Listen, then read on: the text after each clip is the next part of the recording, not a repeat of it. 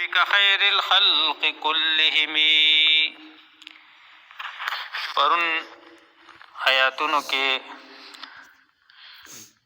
د سود باس راغلو، د سود په باره کې آیاتونه راغلي د الله له طرفه د الله په کتاب کې.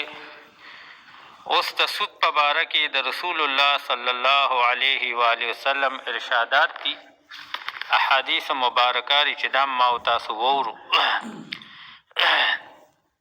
چې نبی علیه الصلاة والسلام د سود په باره کې څه روایات دي او څه د هغې اقوال دي او څه د هغې احادیث مبارکه اوري چې د هغې د خولې مبارکې نه راوتي دي او زما او ستاسو لپاره د عمل لپاره هغه کافي او شافي کېږي. رسول الله صلی الله علیه و آله وسلم ارشاد فرمایو، دا د بخاري او د مسلم شریف حدیث دی چې د خطرناکو هلاک کوونکو څیزونو نه ځان بچ کې. د خطرناکو هلاک کوونکو څیزونو نه ځان بچ کې. اصحاب کرام ورته عرض کو، یا رسول الله صلی الله علیه وسلم موږ ته وفرمایه چې هغه څیزونه کم دي چې موږ ته ځان بچ کو. نبی علیہ السلام فرمایل، یو د الله تعالی سره په عبادت کې یا د هغه مخصوص صفاتو کې د غیر الله لره شریک کول، الله لره شریک پیدا کول. یو غټه بیماری داره، غټه ګناه داره چې دا هلاکوونکې ده. او دویمه چې کومه ګناه هلاکوونکې ده هغه جادو کول دی. جادو دا کوډ منتر او جادو چې ورته ویلی شي، چې دا نن سبا خدای نه معافي وکړي اکثریت سړي خو پرېږده، اکثریت زنانه په دې مرض کې اخته دي چې په بل باندې جادو کا، د جادو په بنیاد باندې د بل کاروبار خراب کا، د بل حسن ته نقصان ورسوه، د بل بچو ته نقصان ورسوه.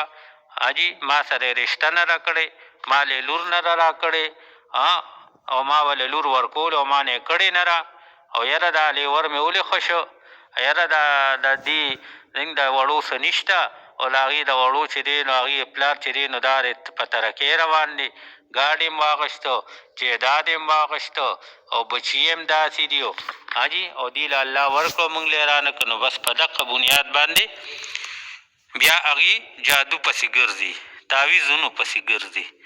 نو نبی علیه الصلاة والسلام فرمایل چې دویمه هلاک کوونکې بیماري چې را چې هغې سره بني آدم هلاک کېږي به او د قیامت کې به هلاک شي، هغه دوو بیمارو کې دویمه بیماري چې دی نو هغه جادو کول دی. که ښځې کوي او که سړي کوي، په لوی غم اخته دي. بلکې د جادو داسې اقسام دي چې سړی پکې د ایمان نه پاکېږي. د هغې د قبولیت دپاره او د هغې د کار دپاره به د ایمان نه لاس وینځې، د ایمان نه به ورته ځان پاکې، نو هله به بیا کار کېږي. او درېیمه چې کومه هلاک کوونکې بیماري ده هغه ناحقه قتل کول دي، بې ګناه وجل کول دي، ناحقه قتل کول دي. نو د هغې ناحقه قتل نه یو نن سبا دغه بیماري م سیوا ده او د دغې تعلق هم زموږ د معاشرې نارینو سره هم دی او زنانو هم سره دی چې هغې یعنې یو خو په ټوپک او په تماچه باندې یو نفس قتلول دي، او یو ماشوم په خېټه کې دننه د ګولو او د ستنو په بنیاد وجل دي. دا هم ناحقه قتل دی چې یو وجود لا دنیا ته راغلی م نه دی او تا مخکې ختم که. د سره وجې ختمې چې یاره که دا بچي مې پیدا کېږي نو دا خو به دی به څه خوري او دی له به رقم دی نه راوړمه، نو راشه بس بیبي ته ووایي وي بس لرې که. نو دا لرې کول چې دي نو دا هم په قتل په زمره کې داخل دي. حاجي د دې نه ځان بچ کول پکار دي. دا به هم د قیامت پر ورځ دا به هم قاتلانو کې راپورته کېږي چې چا ماشوم په دغه بنیاد باندې وژلی دی. او یو هسې بې صبر نه که یو سړی وژل دي، په ټوپک تماشه باندې وژل دي یا په زهر وژل دي، خو ناحقه قتل چې دا درېیمه هلاک کوونکې بیماري ده چې نبي علیه السلام فرمایلي چې دې نه ځان بچ کې. څلورمه خطرناکه بیماري چې را هلاک کوونکې هغه سود خوړل دي. سود د سود پیسې خوړلې، لکه سود کاروبار کولی، سودي لین دین کولی. دا څلورمه خطرناکه بیماري ده. پنځمه خطرناکه بیماري چې را هلاک کوونکې څیز چې دی نو هغه د یتیمانانو مال خوړل دي. وراره د یتیم شو، خوریی د یتیم شو، نو دا خو د کور سرپرستان خو دا دي یا تره دی، او چې ترم ني نو بیا ماما کېږي. نو چې خوریی یتیم شو، وراره یتیم شو، او ته د هغې یتیمانانو مال ته د هغې د پلار حصه کېږي او ته هغې باندې قبضه واچې او د یتیمانانو مال خورې. نو د یتیمانانو مال خوړلو واله چې دي چې د هغه شرایطو د لاندې ني او په ظلم او په جبر باندې خوري، نو بیا دا هلاک کوونکې څیز دی. دام دې سره بنده هلاک کېږي. او شپږم هلاک کوونکې څیز چې دی نو هغه د جهاد په وخت کې د میدان نه تښتېدل دی، چې کافرو سره جهاد یې او دې میدان پرېږدي او تښتي. دا هم هلاک کوونکې څیز دی.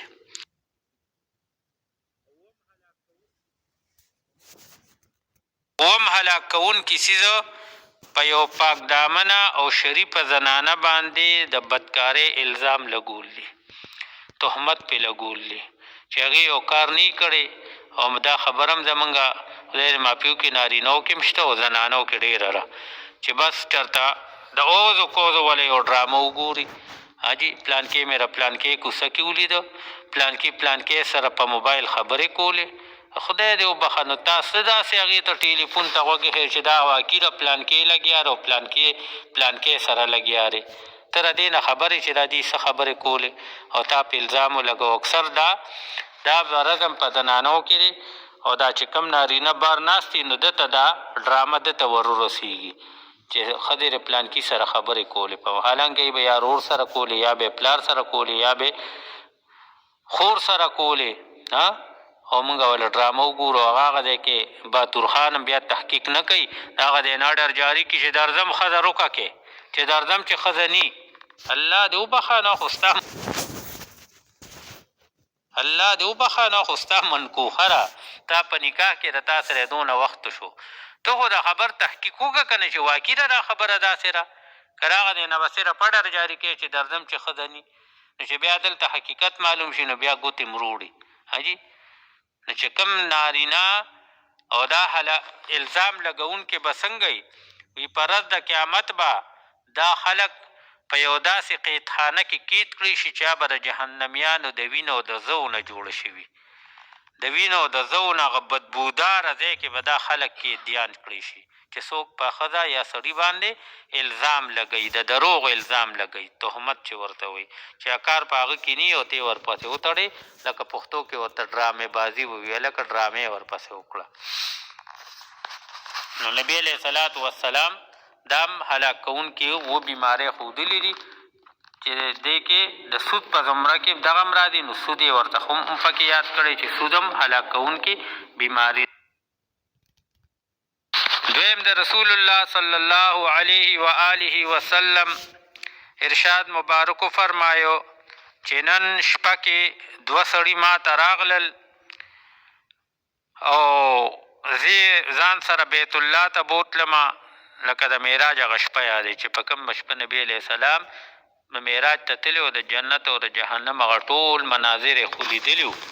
نو هغه شپه یادوي چې دوه کسان رالل، ما ولیدل دوه کسان رالل او دې بیت المقدس ته بوتلمه او بیا د بیت المقدس نه مخکې لاړو چې اسمانونو ته وختلو، هلته هر څه چې څه وو هغه یې ولیدل. نو ما هغه دی کې د وینې یو نیر ولیده، د څه شي وینه؟ د وینې یو نیر و چې هغې کې وینه وه، تشه وینه بیده، او په هغې کې دننه یو سړی ولاړ دی، په هغه وینې په هغه نیر کې ولاړ دی، او دویم سړی ورته په غاړه ولاړ دی.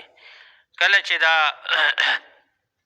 وینې والا وینه کې ولاړ سړی د نیر دې غاړې ته راتلل غواړي، نو دا په غاړه باندې ولاړ سړی وله په دې مخ باندې داسې کاڼې روبغی چې د هغې د ګزار د وجې نه دا مړی ډېر لرې لړ شي، هغه دی پورې لړ شي چې کوم دی کې ولاړو، هغه منځ ته بیا ورسوي، په هغه کاڼي باندې په زوره باندې ولي، نو دی بیا هغه ځای ته لړ شي.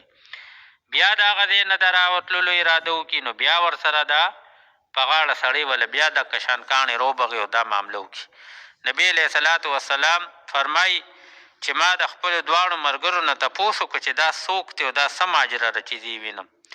نو هغوی راته وویل چې دا په وینه کې چې کوم سړی ولاړ دی د وینې پرینیر کې منځ کې چې کوم ولاړ دی دا سودخور دی، دا سودخور دی او دی د خپل بد عمل سزا خوري. او دا حدیث چې دی دا صحیح بخاري کتاب البیوع کې راغلی دی.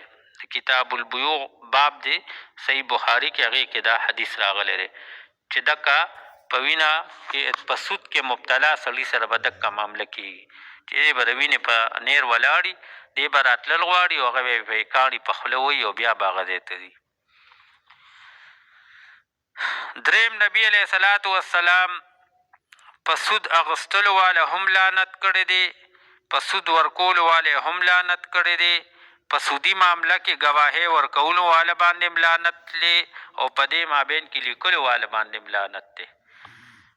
په دې څلورو قسمه خلکو باندې یعنې سود ورکولو والا، اغوستلو والا، سود ورکولو والا، د دې معاملې کې ګواهۍ ورکولو والا چې دا به پکې ګواه جوړ شي چې ما دله په سود دونه ورکړی، او د دې په مابین کې دا لیکلو والا، دا څلور قسمه خلک چې دا په نبی علیه السلام په لعنت ویلی دی.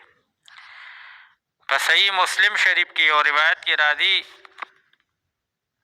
چې ټولې ګناهونه برابر دي، چې ټول په ګناهونو کې برابر دي. او بعضې روایت کې راځي چې شاید د کاتب باندې لعنت په دې صورت کې دی چې هغه ته د دې خبرې علم دی چې دا د سود معامله لیکمه، دا د سودخورو معامله لیکمه، نو په دې وجه باندې چې دی نو دا ټول په ګناهونو کې برابر دي. ښه صرف اغوستلو والا ورکولو والا نه دی، دا نور هم پکې لتاړ دی.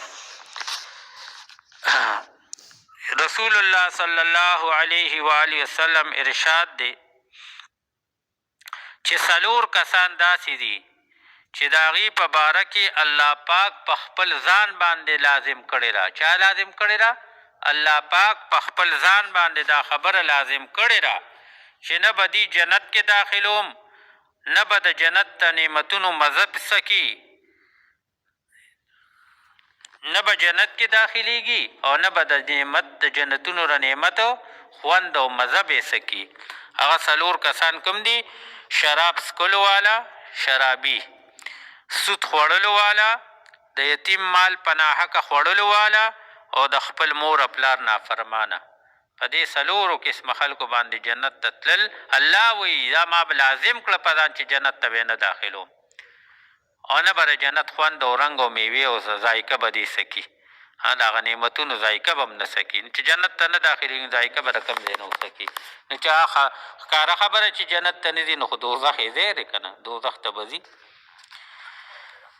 بل دی رسول الله صلی الله علیه و آله وسلم ارشاد مبارک دی چې د سودو یو درهم بنی آدم خوري، یو روپۍ یو درهم خوري، هغه 14 پیرې د بدکارۍ نه زیاته سخته ګناه ده چې 14 پیرې بدکاري وکړي، د هغې نه سخته ګناه د سود دغه یو درهم ده. او بعضې روایاتو کې راغلی دي چې د حرامې په غوښه باندې، په حرام مال باندې، په حرام مال باندې کم بدن پاللی شوي، کومه غوښه په بدن باندې راغلي، په بدن باندې راغلي وی دغه جوړه شوې وازه او دغه جوړه شوې غوښه د دې دپاره زیات مستحق دی چې دې اور کې واچولی شي. او بعضې روایاتو کې راځي چې هیڅ مسلمان چې د مسلمان بې عزتي کول د سود نم زیات سختی او د سود ادنا درجه چې دی نو هغه د زنا برابر ده او بدترین سود چې دی نو دا د مسلمان بې عزتي کول دی.